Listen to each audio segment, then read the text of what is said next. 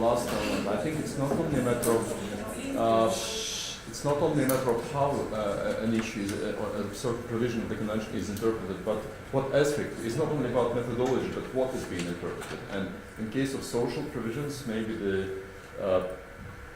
Eastern countries are more tempted to grant people, individuals, more social benefits, and this roots back to some traditions, historical aspects, because this also concerns some other rights which are being more, say, in a more liberal way interpreted by the Western judges, for example.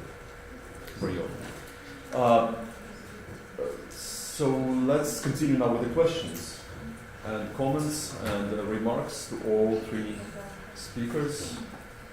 Please, the floor is open. Okay, let's start. I can ask myself. The last example you gave, I think, yes, will be unpopular with governments, but might be very popular with the people. Sure. So there's a tension there. This is a kind of judgment that you can use to illustrate the benefits of human rights law, but I appreciate, yes, it is problematic to use the civil and political rights framework to implement economic and social rights. No, it's not necessarily that problem. Surely they've done it before. We just had a look, and I can't actually find the judgment. I could only find the press release about the judgment. But it looks like the point was that she had been making. Thank you. Well, I'm not going to read it now.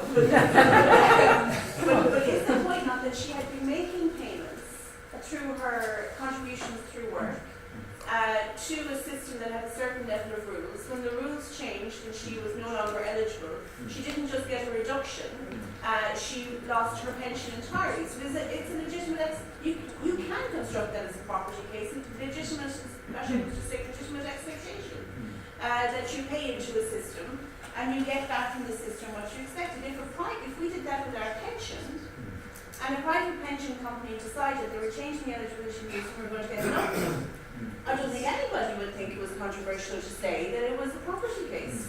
Social rights, should it be the convention? Is this a scope?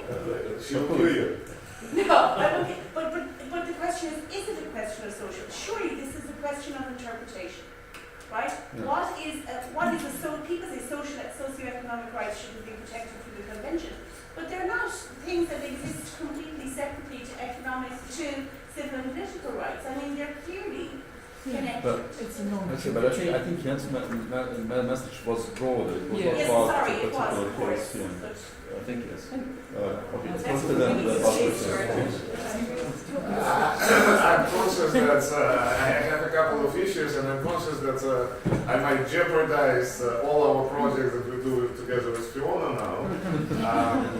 I think that as soon as you start discussing social rights, you inevitably come into the issue of problematic area of illegitimacy, like even higher level of illegitimacy than in relation to all other issues.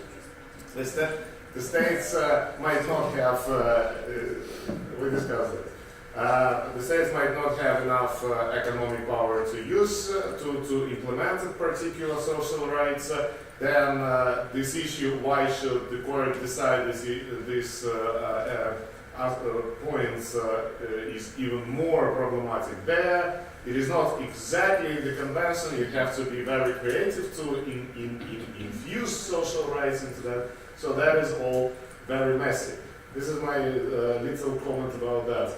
I have one question and one comment. One question about the UK, of course. I'm interested how long will I last there. That is not the question. Become a citizen as soon as you can. The question is, you haven't mentioned winter. Mm-hmm. Is it a deliberate... I know that... Winter's been resolved. It's all been resolved. Yeah. Hutchinson resolved winter. Yeah, well... It's all happy now. It's all fine. We Okay. don't worry about that. Right. There was a problem. This was what was it? Review of the whole life tariff prisoner.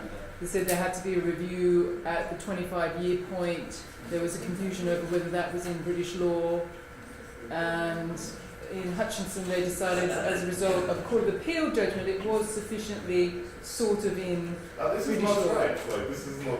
But who cares? It's all over. We don't Yeah, have to worry but about it. It's off actually- the front page of the Daily Mail. Yeah, I'm just told that the Grand Chamber in Hutchinson is going to be rejected on the. So the Grand Chamber is going to reject that it's in British law? She was in the case. I cannot comment. Sorry. All they have to do is pass an act of parliament. They actually agree with the principle.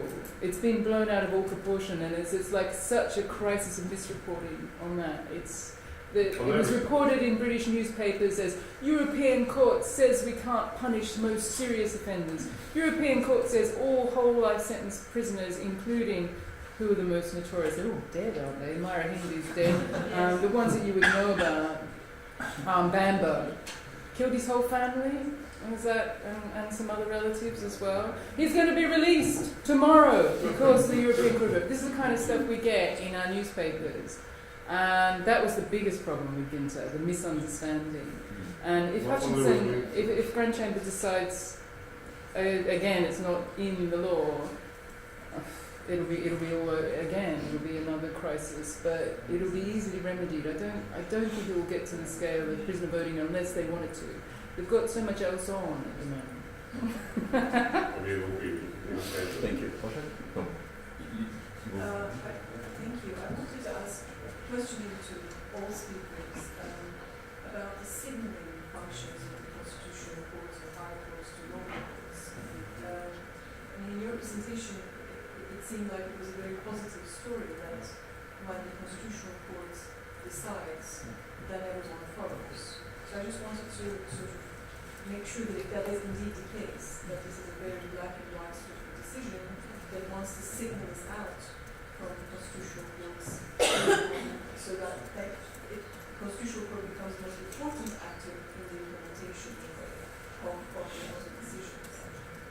The systems are different, but I wanted to see if there is a very unproblematic thing in the north or the west, as whatever you want to characterize it, but there's a very clear understanding. The signal is there from the highest national court, that you have no serious doubts about what will happen. Or do you have counter examples or an inner conversation of almost, mini backlashes against the Supreme Court, against the Constitutional Court, or that is out of the question? Because in our regions, whatever these regions are, even the Constitutional Court may signal, and it was highlighted in the previous panel, but no one listens, which is a different problem. In Germany, I think it's, I can answer that with a clear yes. If the Constitutional Court adopts a judgment regarding, as I said, versus Germany, whatever, the lower courts always follow. I don't know of a case. There might be cases, I've never heard of one, where one of the lower courts said, no, we disregard that. It's different with our Supreme Court regarding civil cases. We sometimes argue, as an appeal court, we sometimes argue with their case law, but then we always give the parties a chance to appeal, of course, to that court, so they can resolve the question. It's different with the Constitutional Court because it's an extraordinary remedy, but yes, German courts follow the Constitutional Court because we follow it very much. Usually, we grumble sometimes, but it's always accepted. I want to go back a bit. Maybe we just answer briefly. Sorry. It's very brief. We don't have a constitutional court. We have a Supreme Court, and it's totally the same that everybody follows the Supreme Court. But I'll just say that it's become so much so that you would see the High Courts, for instance. Sometimes they don't even take seriously the human rights issue because they know it's going to go to the Supreme Court. So you see outrageous things going through the High Court sometimes, human rights violations. It's definitely the Supreme Court that's a real guarantor of those rights. In the UK, we have a doctrine precedent. So the Supreme Court is the highest authority, not the European Court of Human Rights. And so the High Court will follow. But this problem that you also mentioned in Germany can arise where there's a conflict. And so the Supreme Court authority is in conflict with the later ECHR authority. And so the lower court has to follow the Supreme Court, even though that's in conflict with ECHR. But what usually happens is there's a quick appeal, a leapfrog appeal to the Supreme Court to resolve the incompatibility. And then the other problem that we have is our High Court might be deciding a human rights issue where there is no authority from our higher courts. It's totally unique, and there might not even be any clear authority from the European Court of Human Rights, because that happens in common law systems with creative people like Phil and these incredibly imaginative arguments. And so then they're off on their own, doing their own thing, and that may eventually be upheld. Thank you. Then Maxime, Diana, and Mazeika.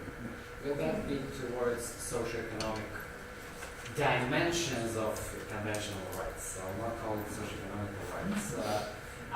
Do you think there are regional aspects to it?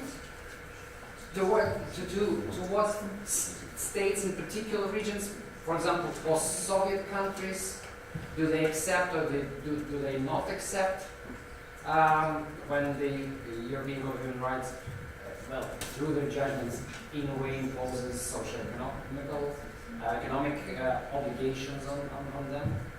Do you think there is a regional aspect to that? Well, I think you're close to this assumption, right? I wouldn't know, because I don't know, for instance, I don't know the legal tradition in Eastern Europe, but I would have thought it would be rather positivist, at least in terms of interpretation. And then I would consider it surprising if they could follow this kind of case law. But I understand the point that you were making about maybe in Eastern Europe it's seen more as a good thing that courts would uphold or invent whatever social and economic rights out of the convention. In Denmark, it's considered, to answer your question, it's considered an issue for parliament, because presumably parliament is representing the majority of the people, who will then say, what kind of welfare rights do we need in this country? I think it can depend. So if you've had a national constitutional tradition with those kinds of rights reflected, judges might not feel so anxious about that being a subject of adjudication. UK, it's, no way should judges be doing this. But it is even happening in our national courts. They've struck down a little bit some controversial welfare measures there using human rights law. Really, the non-discrimination element, more than just a straight-out Article 1, Article 1 argument. Yeah, I actually don't know. I haven't read this case, and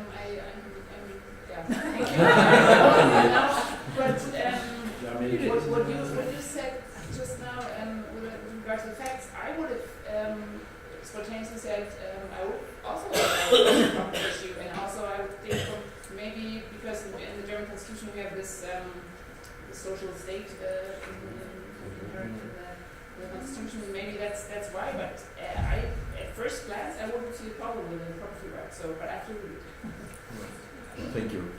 I'm troubled a little bit by the comment about the composition of the court which made that judgment, as in, those judges who come from Central Europe are perhaps in a different way, and that could potentially undermine the legitimacy of the court's judgment. So if they're made by those, I know Azerbaijani judge is a joke there, but still they're part of the system. So I'm not quite entirely sure how to reconcile that dilemma that should Western countries, which are very democratic, follow the judgments which are made by countries which are deemed less democratic. Good point, and I knew it would be controversial to even go into that territory, but I think it was Professor Churchill who said yesterday very, I think, sensibly that judges are part of the local culture. And so I think if there are regional differences among nation states, I think it's likely that those differences will also be reflected within the court. It doesn't take away, in my book, any of the legitimacy of the court's decisions. It's just like studying in the United States, you study differences between, conservative and liberal judges. Maybe it's also relevant what kind of background in terms of region. I could talk about other kinds of cases where you could also see a clear divide between the North and the South of Europe, family law cases, for instance. But let's not go into it. And there was a question also. I have a question about the shared responsibility of the UK, because we're obviously being reminded increasingly reminded and later of the shared responsibility over the convention system coming from Strasbourg. And as you may know, from the UK's hostile narrative towards departing from the convention system has had this rolling ball effect. And the narrative has been exported to other countries. I was particularly looking into Russia and Azerbaijan, and I mean the other countries as well. That, we had public statements made by Russian Minister of Justice, how UK also has judgments that are not implemented, or Azerbaijan is already considering following Russia, for example, and they're already discussing the idea of following, or perhaps adopting the same decision that the Russian Constitutional Court adopted, and so on. In countries where double standards argument is used as a tool to kind of resist implementing judgments, raising very systematic issues, and where there is more political resistance, which helps them legitimize their arguments. I wonder what, and also given the fact that UK has been one of the founders of the system, and you have British lawyers drafting the convention, I wonder, in general, what your views are on that. It's disgusting. Is it at all an argument? Is it at all an argument for the UK government these days? It's an argument that's an element of the Conservative Party, and it's not universal throughout that party of government. There are a lot of really strong supporters of the convention, including the Foreign Secretary, believe it or not. I don't know if you're familiar with Boris. He's a strong supporter of the convention. So there's this element of vitriol against it for their own gain, and it was combined very much with Brexit, the vote to leave the EU as well, because that's very much confused in the minds of the public often. They confuse the two. And so I've been to a lot of events where people say the harm that is being caused by the UK saying, even the quotes I was reading, it's disgraceful. So I always start my interactions whenever I'm speaking on a platform with politicians, calling them disgraceful, and hope that I'll either get the sack or that it will eventually, the message will filter through. But it is a message which is being brought home to them by civil servants, members of their own party, other ministers, some elements of the media. So they know that they keep on doing it. I don't know how we stop them if they think there's political gain in it. What do we do? We can have a workshop. We're talking about Kim Kardashian doing something. Judge Chinese and Judge. Well, I'd like to move on as regards to social security pension, professor. In reality, to some extent, how to protect me with my judge, who was president of the Constitutional Court, because I think in this field, my colleagues here, especially social rights, I think in the Constitutional Court doctrine, we have very well developed constitutional doctrine on social security issues. And therefore, I agree totally with this position in this case, maybe I would have the same position. Because I think according to the Lithuanian constitution, we have the right to social security, to social health, especially in the cases of maternity, in the cases of families. And here, this person has been receiving the pension for this disability pension for 10 years. And then, of course, according to our constitutional doctrine, we have already acquired the right to property. It's like a property right, even as it is adopted in the Lithuanian constitutional doctrine. Therefore, I really can the position of Strasbourg Court. But what I wanted to say is that here we have this, as yesterday discussed, I think the common standards or sometimes even higher standards as developed by constitutional courts. Because in the case, they are exactly relying even on the interpretation which was given by the constitutional court. Because they are even referring to it. And I think this is very important because then the constitutional courts are showing with higher standards, which were right in this case approved by Strasbourg Court. Because I'm telling you, our doctrine is going to the same line. I don't know how it's in Germany, but we are this so-called, it's very good phrase used, societal solidarity state. Like this principle is used in all the social rights issues in the constitution. I would like to make a brief comment. I completely appreciate that we have different views on this, and it's not like social security is foreign to me as as a Danish person, we also have a right to social security in the Danish constitution, and that's a separate provision. Then we also have a provision on the right to property. Ah, okay. So you see there are differences. Okay. Yes. Yes, actually I could not but react to the comment by colleague from Azerbaijan who said that I'm strongly against of calling any judge a job, and I can tell you that our Azerbaijani judge is one who has the biggest experience. He was former president of the Constitutional Court and former president of the Supreme Court. And now one is such a great culture, and of course it's not a joke at all. He's fantastic. He's judge, huge as that. I can assure you. And in principle, but what I want to tell you, we don't have such a division between Eastern and Western judges. And yes, we all are products of our culture. And yes, maybe judges from former socialism, from post-communist states less trust their governments. Yeah, this is lack of trust which exists. But still, we are more products of our previous background. Someone were professors, someone were private lawyers, someone came from NGO background, someone were judges, and this affects more. And this is how sometimes we are divided, and perhaps we see some issues differently.